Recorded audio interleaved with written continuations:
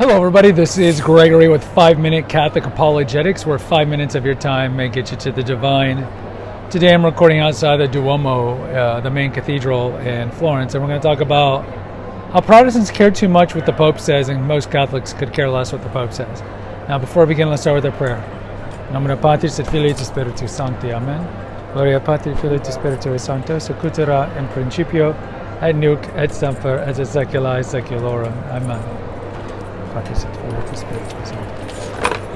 I thought it'd be good to do a video on the Pope, because I think one of the major stumbling blocks for Protestants is they get fixated on the Pope.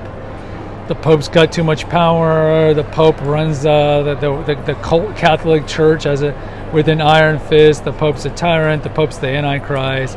The Pope is hoarding all this gold in the Vatican.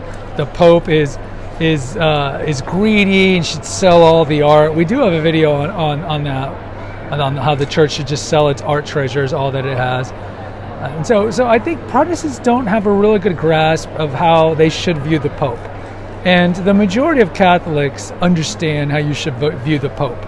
And I think Protestants, especially Protestants who want to dislike the Catholic Church, or they want to keep believing lies that they're taught at a young age about the papacy, hear statements that the Pope makes, and let's just say this example is Pope Francis, because he's been our current Pope since 2013, and they hear something the Pope says. He's like, you see the Catholic Church, they're part of the one world religion. You see, the Catholic Church is part of some diabolical plan. You see, Pope Francis supports homosexual marriage. You see, Pope see, he says it, so the church believes it. All the Catholics believe it. Oh my God. And it's just like, no, that's not how we view the Pope. The way we view the Pope is we respect any Pope. They are the successor of Peter. We are a 264th successor, if I'm not mistaken, around there, 260s. He is the steward of the church. Any institution has a leader. Principals run a school. Superintendents run a district. Chief of police runs the police. President runs the country. Every institution has a leader. And some of these institutions, we respect the leader. For example, let's say the Queen of England, or now the King of England, or the President of the United States, or the President of France, or whatever it is. We give them respect for the office that they hold. And so with the papacy, it's similar to that.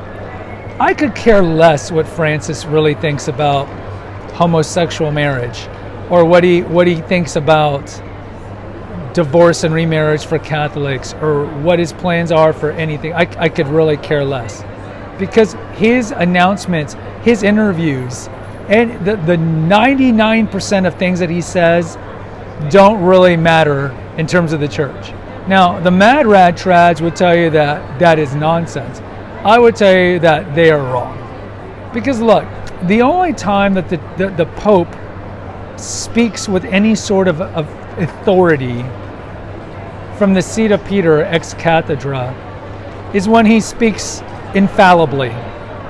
And this has been very rare throughout Catholic history, and certainly very rare in the last few hundred years, that we've had ex cathedra infallible statements promulgated by the see, by the Bishop of Rome, by the successor of Peter.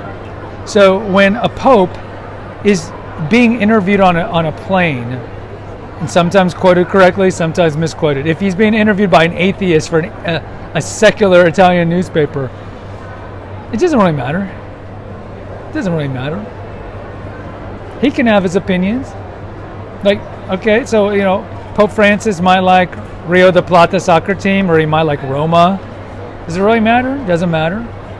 The only time it matters is when he speaks on faith and morals, and that's going to be infallible.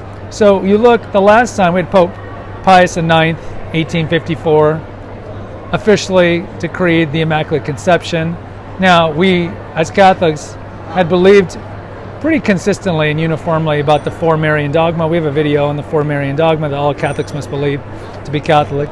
One of them was the Immaculate Conception. I'm not going to spend too much time on that here because we have videos on that. Then you had as recently as 1950, Pope Pius XII promulgated the Assumption of Mary, and that was from ex cathedra. That was infallible. And again, Catholics have believed it forever. He just wanted to officially rubber stamp it because it was in alignment with the deposit of faith, with the ordinary magisterium.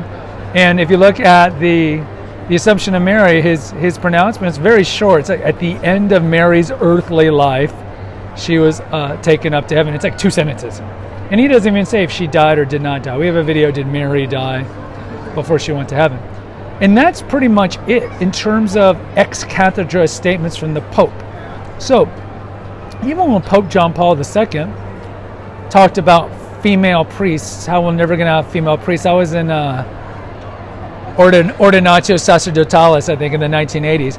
He was asked if that was an ex cathedra statement. He said no, but he essentially said that this teaching will never change. So it was like a level below ex cathedra.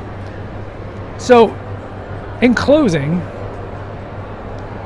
for those who are worried that the Pope is going to make an announcement that is a departure from Catholic dogma, you need not worry for a couple of reasons. If he ever makes a statement that is contrary to the deposit of faith, it's immediately invalid because it goes against the deposit of faith, the ordinary magisterium.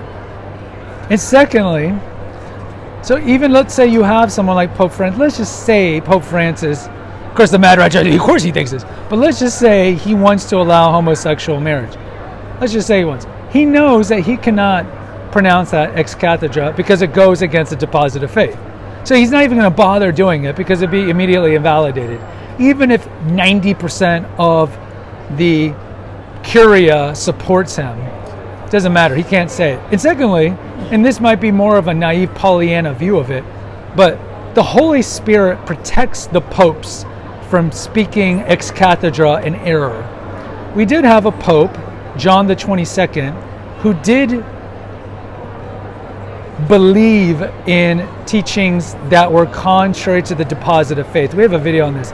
For example, he did not believe in the beatific vision, our vision, our union with God upon dying and going to heaven. And the fellow cardinals at the time and theologians were like, you're wrong, you're wrong, you're wrong. And he was obstinate about it. But he never preached it ex cathedra. And when he died, he repented or he recanted his view before he died. And then the following Pope Benedict XII issued a bull or an encyclical, I can't remember which one, that kind of clarified the beatific vision. So the Holy Spirit has and will always, because we know the gates of hell will never prevail, what you bind is bound, who hears you hears me. We know the Holy Spirit protects the Pope from saying something that is an error. So you don't have to worry. So in closing, Protestants, any of you who are going to listen to this, or even Catholics, who cares what the Pope says? We had that video like, was Jesus born on December 25th? Who cares? It's the same thing. Who cares what the Pope says? I could care less what Pope Francis says. I could care less what, I don't know, Pope Leo the 14th or whoever, John Paul III, whoever our next Pope is. I could care less what he says because ultimately it can't go against the deposit of faith. Ultimately, it can't undermine the faith. Yes, popes or cardinals can be fifth column traitors in the church trying to undermine it. Absolutely. Have we had those before? Absolutely. Are there those in there right now that are doing it? Likely to, absolutely. But ultimately, we know that the church is the longest institution, continuous institution of human history. It's not going anywhere. The gates of hell will never prevail over it. And you don't have to worry about the Pope teaching something that is in error. Guys, post in the comments. I'd love to hear from you. Until next time, take care. God bless and pray.